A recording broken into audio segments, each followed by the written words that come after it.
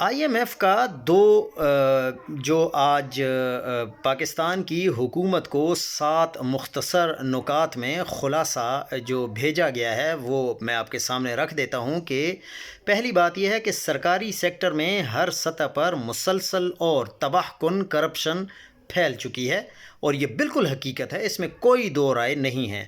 دوسرا یہ کہ ریاستی اداروں میں بڑے پیمانے پر گورننس کے مسائل ہیں، احتساب کا فقدان ہے، ایس آئی ایف سی کا حوالہ دیا گیا ہے۔ تیسرے نمبر پر ایلیٹ کلاس حکمران ہے جو ذاتی مفادات میں معاشی پالیسیاں بناتی ہے، شوگر سکینڈل کا حوالہ دیا گیا ہے۔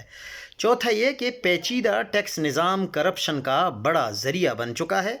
پانچواں یہ کہ عدالتی نظام میں کرپشن اور پیچیدگی سرمایہ کاری میں رکاوٹ ہے۔ چھٹی یہ کہ عوام ہر کام کے لیے سرکاری دفاتر میں رشوت دینے پر مجبور ہیں۔ ساتواں یہ کہ رواں مالی سال کے پہلے 4 مہینے میں غیر ملکی قرض 33% بڑھ گئے ہیں۔ ایکسپرٹس ٹریبیون کے مطابق ہائیبرڈ رجیم اگست سے رپورٹ کی اشاعت ملتوی کرتا آ رہا تھا۔